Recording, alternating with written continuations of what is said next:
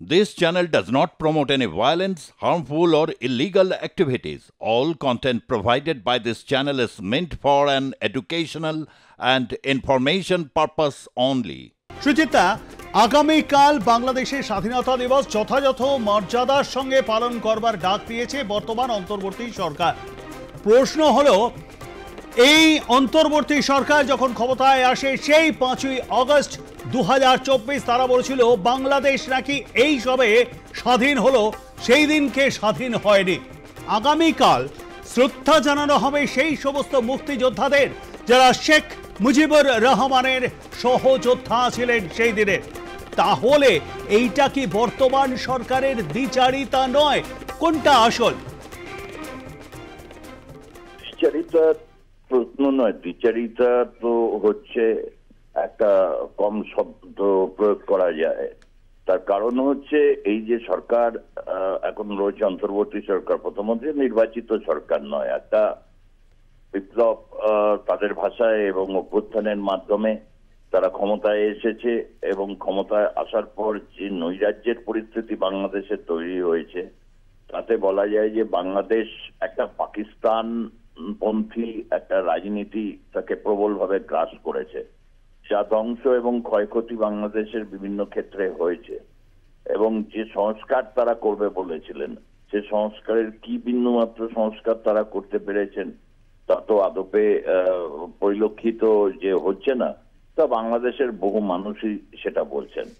এখন এই মুহূর্তে গোটা আন্তর্জাতিক বিশ্বে যে পরিস্থিতি তৈরি হয়েছে, ভূরাজনৈতিক পরিস্থিতি যা তৈরি হয়েছে, তাতে এখন তারা এই সংকট থেকে কিভাবে বেরিয়ে আসা যায় সেই জায়গা থেকে তারা মানে এখন একটা পদক্ষেপ নিচ্ছেন।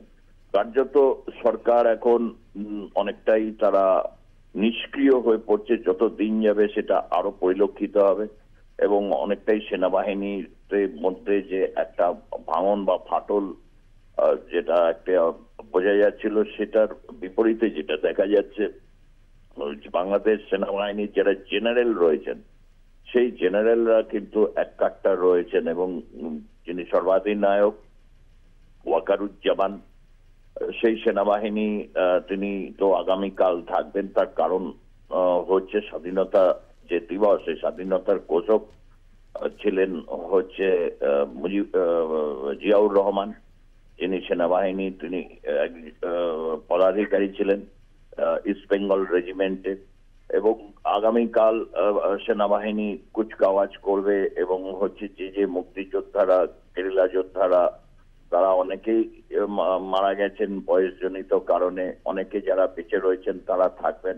অর্থাৎ কালকে একটা বিরাট একটা সংহতির একটা প্রশ্ন এসে আছে। এটা নিঃসন্দেহে যারা আওয়ামী লীগ তারা একটা জায়গা থেকে অন্তত মনে সান্ত্বনা পাবেন যে মুক্তিযুদ্ধ এবং যে মুক্তিযুদ্ধের স্পিরিট যেটাকে আওয়ামী লীগ বহন করে এবং হচ্ছে তার সাথে অন্যান্য যেসব রাজনৈতিক দলগুলো যারা এই মুক্তিযুদ্ধের স্পিরিট বা স্বাধীন বাংলাদেশ 1971 সালে যা তৈরি হয়েছিল এবং 1972 সালে যে সংবিধান রক্ষা হয়েছিল সেই সংবিধান যিনি রক্ষা করেছেন অর্থাৎ রাষ্ট্রপতি সাহাবুদ্দিন চুপ্পু, তিনি যদি থাকেন তাহলে একটা বিষয় বোঝা যাবে যে এটা একটা আওয়ামী লীগ এবং তারা অনেকটা বিধ্বস্ত কোণঠাসা অবস্থায় এই মুহূর্তে রয়েছে, তাদেরও একটা জয়। এবং বাংলাদেশের যারা মুক্তিযুদ্ধের স্পিরিটকে ধরে নিয়ে যাচ্ছেন বাংলাদেশে সেই মানুষের সংখ্যা এখনো পর্যন্ত তারা সংখ্যাগরিষ্ঠ রয়েছেন, এ ব্যাপারে কোনো সন্দেহ নেই।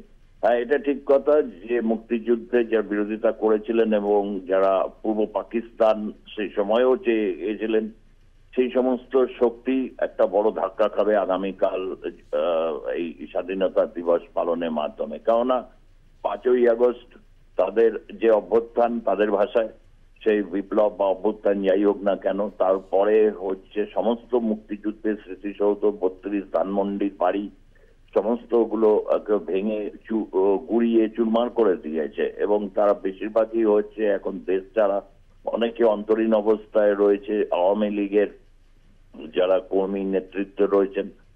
এমতো পরিস্থিতিতে আগামীকাল যে ডাক দিয়েছে এবং সরকার এখন অনেকটাই হচ্ছে তারা এ বিষয়ে অত্যন্ত গুরুত্ব সহকারে দেখছে এবং বিশেষ করে সংস্কৃতি মন্ত্রকের যিনি উপদেষ্টা রয়েছে মোহাম্মদ হোসেন সরওয়ার ফারুকি, যিনি একজন চিত্র পরিচালকও বটে, তার নেতৃত্বে আগামী সময়ে মঙ্গল শোভাযাত্রা, এই শব্দটা নিয়ে আপত্তি ছিল। প্রথমে বলা হয়েছিল হবেই না, অর্থাৎ পয়লা বৈশাখের।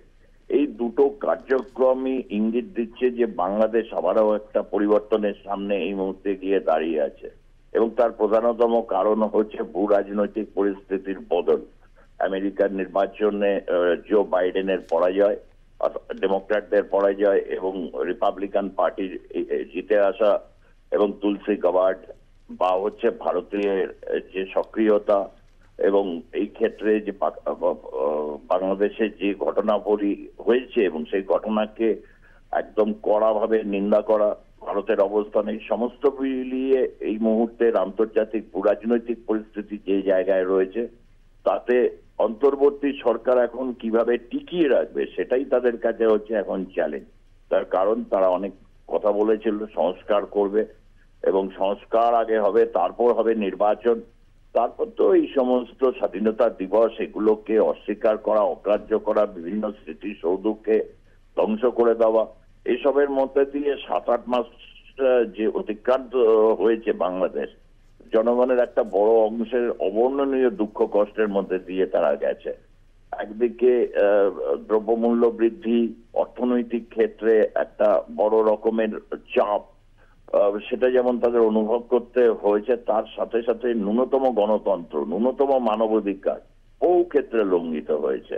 ধর্মাচরণের স্বাধীনতা প্রায় নেই বলতে গেলে। সংখ্যালঘুদের উপর যে ভয়ঙ্কর নির্যাতন হয়েছে তা গোটা বিশ্বের কাছে হচ্ছে একটা প্রশ্ন হিসেবে দাঁড়িয়ে গেছে, যে বিভিন্ন রকমের মৌলবাদী শক্তিগুলো সরকার তাদের সাথে হাত মিলিয়ে যেভাবে আর কি তাণ্ডব এবং উৎপীড়ন চালিয়েছে বিভিন্ন সংখ্যালঘু মানুষের উপর, বিভিন্ন গণতান্ত্রিক প্রতিষ্ঠানগুলোকে যেভাবে তার মানে ভুলুণ্ঠিত করেছে, এই সমস্ত কিছু এখন ব্যাকফায়ার হতে শুরু করেছে।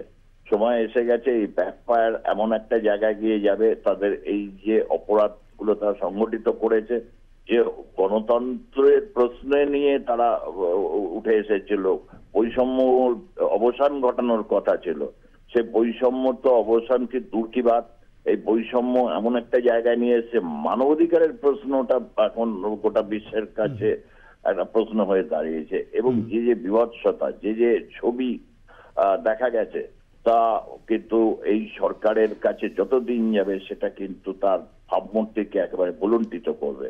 এখন এর থেকে বাঁচবার জন্য যে সব ক্ষেত্রে মানুষের আবেগগুলো রয়েছে, যেমন স্বাধীনতা দিবসের প্রতি মানুষের আবেগ রয়েছে, পৃথিবীর সব দেশেরই মানুষের কাছে তার স্বাধীনতা দিবস অত্যন্ত আবেগের ভালোবাসার জায়গা, সেটা নিয়ে তারা প্রশ্ন তুলেছিলেন। কিন্তু আগামীকাল এই সেখানে দেখা যাবে ডক্টর মোহাম্মদ ইউনূস, কেউ বলছেন থাকবে, কেউ বলছেন তিনি যেহেতু চীন সফরে যাবেন, এবং এই নিয়ে একটা বিরাট জল্পনা চলছে, অনেক কিছু ঘটার অনেকে আশঙ্কা করছেন।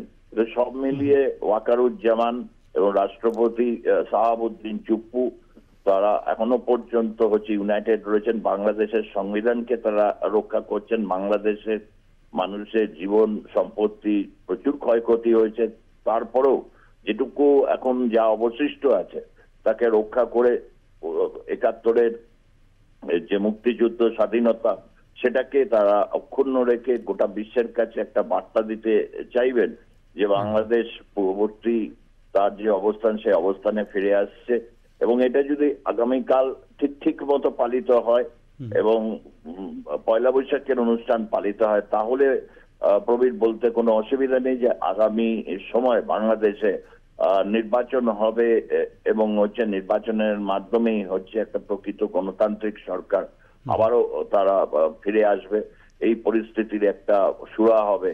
এটা শুধু আমরা বলছি না, বাংলাদেশের একটা সংখ্যাগরিষ্ঠ মানুষ, গণতন্ত্রপ্রেমী মানুষ এবং সংখ্যালঘু শ্রেণীর মানুষ, তারা কিন্তু মনে প্রাণে সেই আশাটাই তারা করছেন, এবং তাদের সেই আশা পূর্ণ করার ক্ষেত্রে সেনাবাহিনী সদর্থক ভূমিকায় যদি এগিয়ে আসেন, তাহলে নিঃসন্দেহে একটা বড় পট পরিবর্তনের সামনে আবারও দাঁড়িয়ে আছে বাংলাদেশ।